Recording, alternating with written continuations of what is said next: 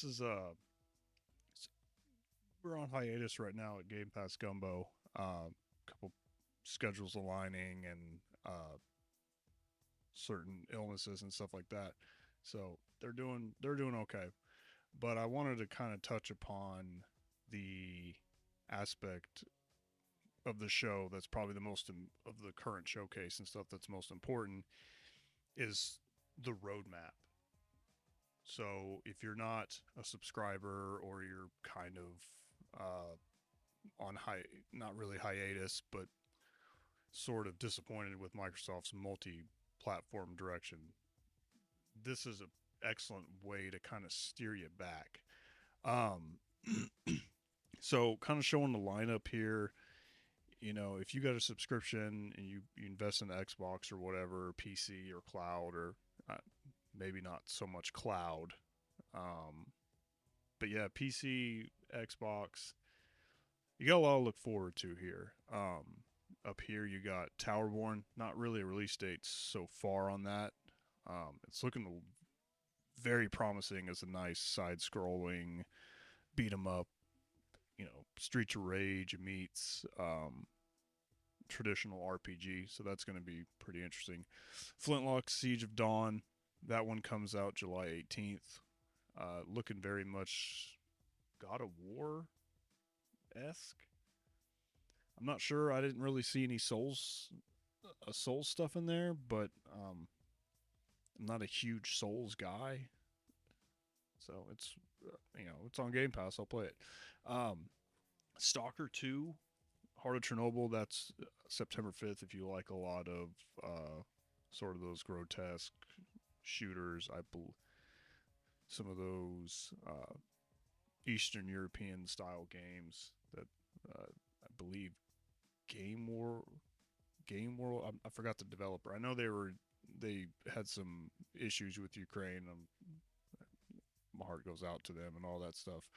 But it looks like they're on track for this year. I'm definitely gonna play that one. Um, Chernobyl's pretty interesting subject for me, considering I went to, I lived in Japan. Obviously, I've mentioned that on a podcast before. So there's an element of intrigue, and when I mean Japan, I've also was over there during Fukushima, so there was a lot of nuclear um, fallout issues with that. Can't really get into depth too much on that because we're running this podcast here, but yeah, pretty intriguing. Then up next we got Flight Sim 2024. That one looks pretty interesting because it looks very mission based, whereas Free Roam, I didn't play a whole lot of flight simulators, so there might be some more stuff that I'm unaware of. But that looked like you could do incredible things, search and rescue. That would be really cool. Being ex Navy, that would be cool to do flight ops. I never did flight ops because I was a surface guy, but yeah, you could do some cool stuff with that. All right, so here's the big ones. Also, uh, there's that horror game, Still Wakes the Deep. Uh, Not sure the release date. I haven't been paying too close attention to that, but if you like more of those action, suspenseful kind of games, something to check out. Now, here are the big ones. Kanitsugami. I'm a strategy guy through and through. If Kanitsugami's more of if Capcom's take on Minecraft Legends was incredible. I enjoyed that game immensely last year. So if that's anywhere as fun as that, uh, massive win for Capcom on that front. Really excited about that one. That one drops July 17th. This one, Age of Mythology, is in my top 10 games of all time. I am beyond hyped for this title.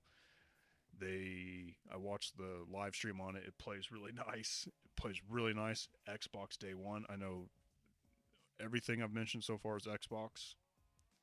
Um, day one. So this is going to be day one, as long with PC. So we're not going to have to wait a year. You can jump right in. And if you do the pre-order, they're doing something very similar to Starfield in the sense that you can pay $24, not only get early access, but also get access to both expansions, not DLCs, expansions. And they've already talked about the Chinese being a civilization, mythological civilization that you can play. I'm really hoping that they go Aztec with the final. I'll be happy for two, either Aztec or Arthurian slash Celtic. That would be cool. Uh, so yeah, that one's really, that's a big one for me. And then here's the bombshell: Call of Duty Black Ops 6.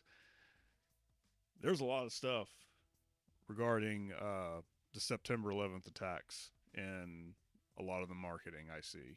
Well, maybe not a lot, but I caught some stuff. This one's going to be a controversial one. Uh, Not only controversial because of the Microsoft buyout, but maybe even, geopolitically controversial. So, I mean, you remember what that one Russian airport one uh, mission was? That one got some people talking. So, you get Microsoft buying Call of Duty, having one of the longest developed Call of Duties with potential geopolitical controversy, stuff like truth lies or something like that, and then you show uh, images almost subconsciously just flashing, Easter eggs, say September 11th, 2001.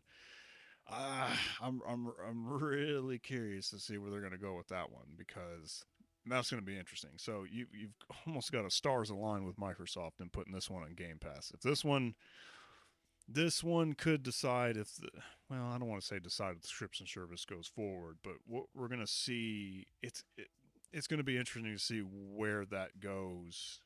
Just the whole thing around it. I'm really excited about that. These last two are probably my most anticipated games in the Xbox catalog that is not made by Blizzard Entertainment. Avowed and Indiana Jones. Avowed is third person, so yeah, that's definitely changed. That's going to entice some Elder Scrolls fans. Um, it was, I put an asterisk there. It's potentially November 12th. Nothing official, but it leaked even through Obsidian. I think it leaked on their Twitter or their Obsidian.net or something or other, and that's what's came up. So I'm thinking, this isn't a rumor. This is a flat out leak. So I'm thinking November 12th. Indiana Jones. I'm just gonna have to.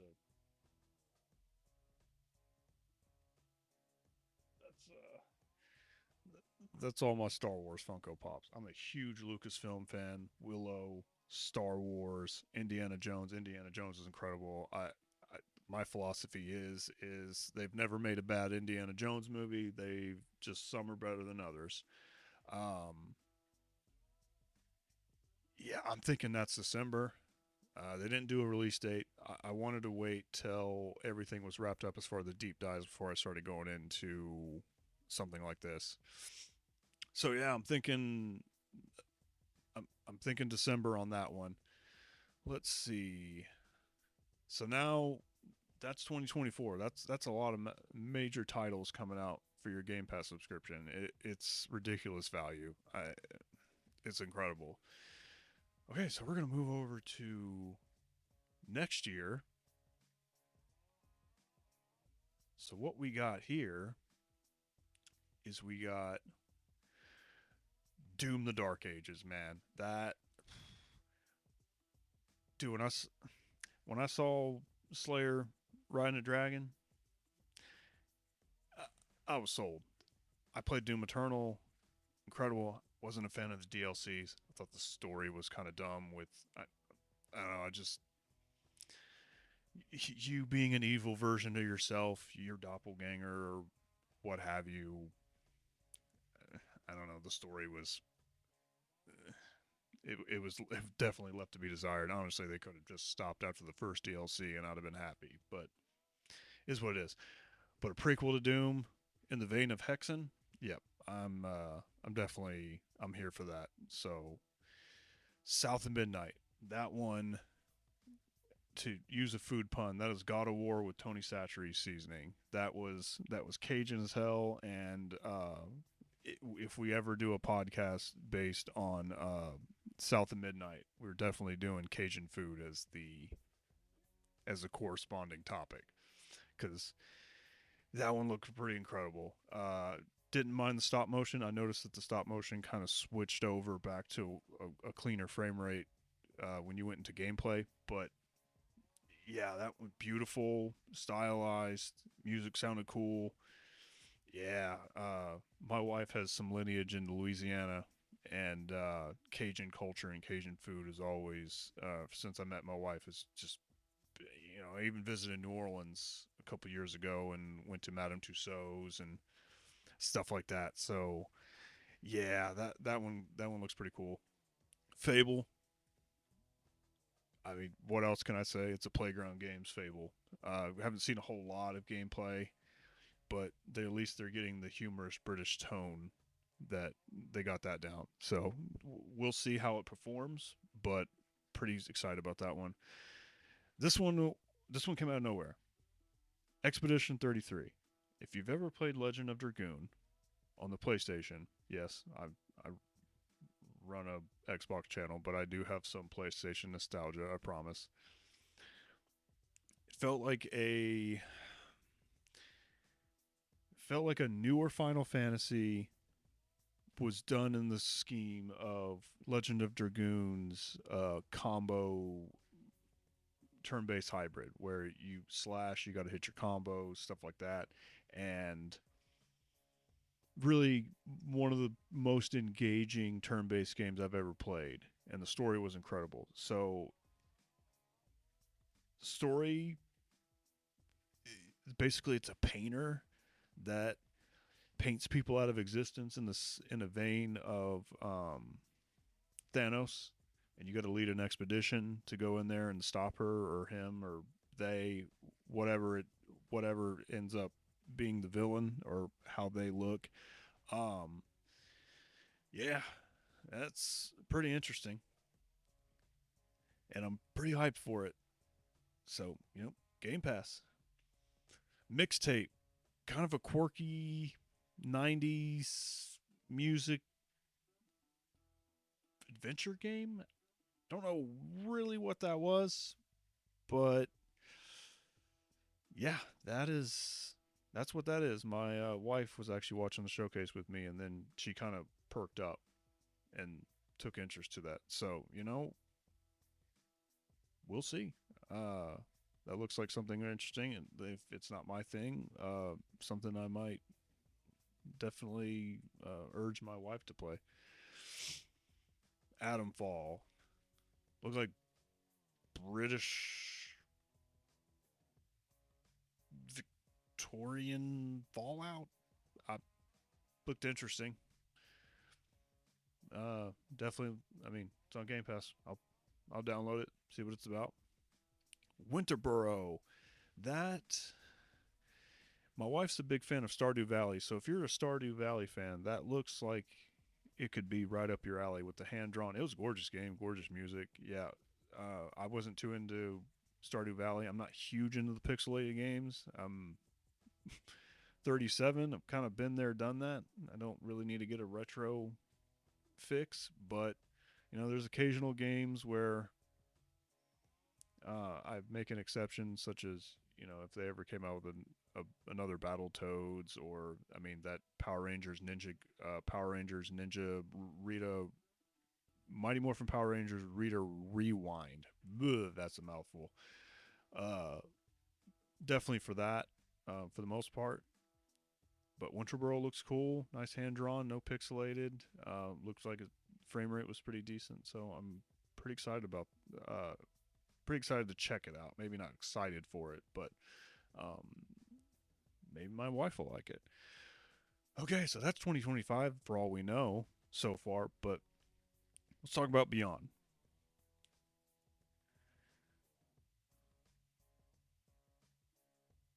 We've got Everwild. So Everwild's one of those games that I didn't. I was excited about it because I'm a Rare fanboy, hence all the Nintendo stuff here. Um, but then when I played Power World, it was one of those situations where, oh, cool, this is a monster catching fix. I played Pokemon back in the day. I prefer Digimon, but it's still that monster collection thing. And uh, it's just, once I played that, for some reason now I'm itching to see what Everwild's doing. I know they rebooted the game. Well, obviously, we didn't see it during the showcase, which kind of bummed me out. But we'll see what that kind of ends up being. I'm excited either way because it's Rare. I, I would put their game Sea of Thieves into my top 10 games of all time. A lot of nostalgic stuff. My wife and I and brother in law would actually sail the high seas, and it is incredible. And like I mentioned before in the previous podcast, I started, well, not started, but co started a Pirate Port Radio, which is considered the Sea of Thieves first podcast. Even was able to get into the alpha because my two co hosts actually went to England and actually participated in their E3 event when they did the whole multiplayer thing. I forgot the year. I'm thinking it was 2016, 2015, whatever the show where they all gathered the folks in and they filmed a reaction and stuff like that. So Rare actually they told me that they got Rare to give me an alpha code to help me out and on Miles Xbox Chatter Days, Windows Central, I had reminded Joe Neat at the time that I was in the chat and I remember and I thanked him for including Pirate Port Radio. And in fact, during the podcast, he actually lifted up his Pirate Port Radio mug that we sent him and still drinking from it. So I got a little. I mean, I'm a big banjo fan, and I'm, I'm going on a tangent on Rare here because we're mentioning two Rare games or Rare franchises. So uh, and then of course I got Banjo Kazooie up here, so big fan of that. So Rare's got a soft spot for me. Uh, I'd put them up there with Blizzard, if I'm being honest. And Perfect Dark. Speaking of Rare, I know it's not being done by Rare, but Rare are the arbiters of it. As you know, Perfect Dark was a spiritual successor to GoldenEye, and it did end up being just as good. Music's incredible, story's incredible. Joanna Dark is one of the craziest, coolest female protagonists in gaming history. I would honestly stack her up with Princess Peach and Samus and stuff like that. She's an awesome character. And what I saw with Perfect Dark, oh boy, that one was yeah, that one was the surprise of the show. And I cannot be more hyped. Deus Ex is it feels very Deus Ex. My mom's actually a big fan of Deus Ex, and I think that is in. And I played them too. They're really good. The spy shooter. It looked very much a lot of elements from Mirror's Edge with the parkouring. Very platformy yet stealthy. Yeah, I'm here for that one. That's probably one of my most anticipated games. Um, Outside of Blizzard, yeah.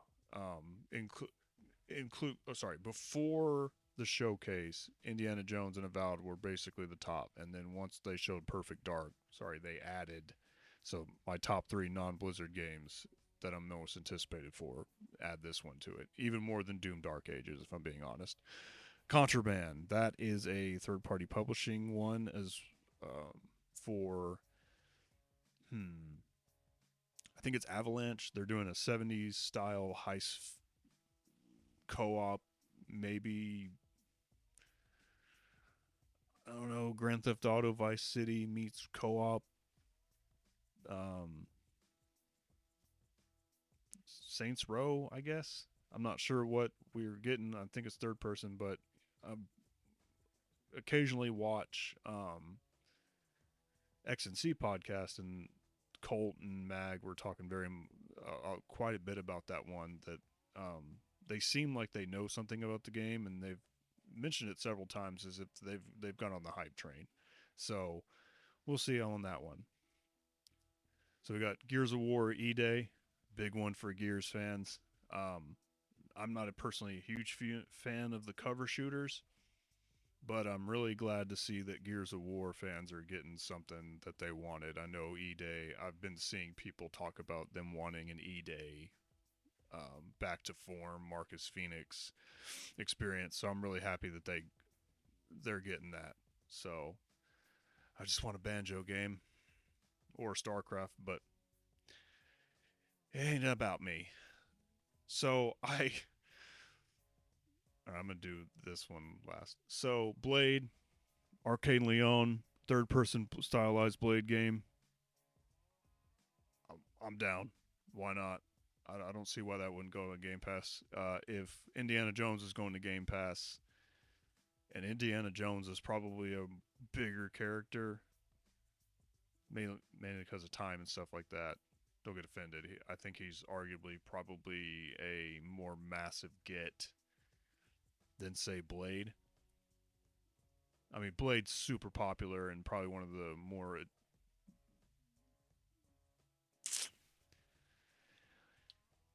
But I suspect that one would go to Game Pass, so I'm pretty hyped about that. Blade is dope. He's definitely part of Midnight Suns, and as a definitely a huge Doctor Strange fan myself, any character that has ever associated with Doctor Strange and the Midnight Suns, I'm down. I didn't play the game Midnight Suns, wasn't into the gameplay style, but I'd be curious to see if Blade does sort of have cameos from Midnight Suns. Hopefully, Ghost Rider, Doctor Strange, maybe even Wolverine. I might be pushing it, but I personally would like to see a Doctor Strange cameo in that. So here's the last one. I put in Elder Scrolls 6 and marked it out.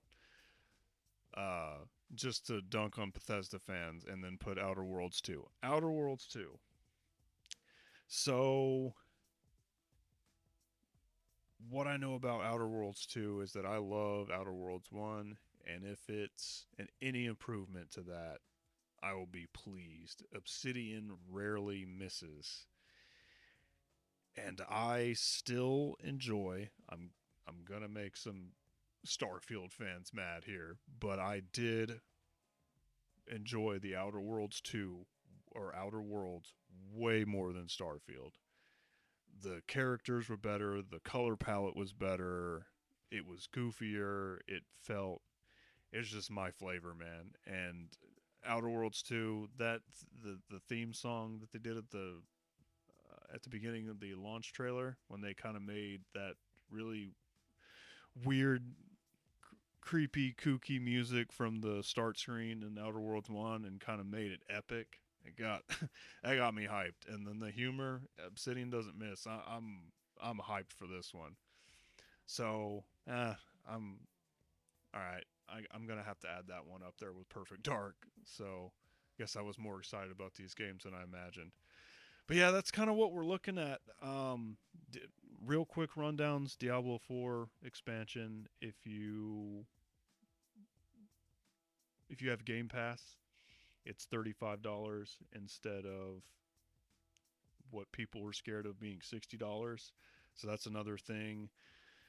Didn't see a whole lot of Overwatch, but Overwatch stuff is starting to creep in now.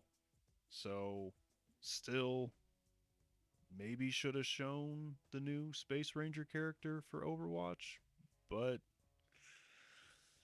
yeah, that one has me a little concerned, but we shall see on that. But I don't want to end on a negative note.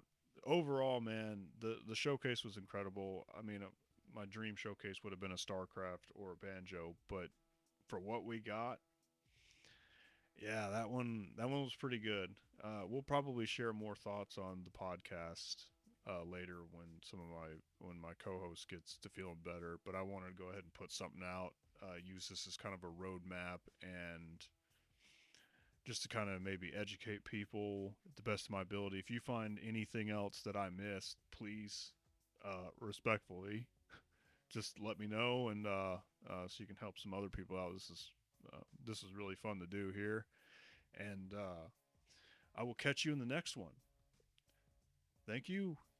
Happy game passing, and happy eating.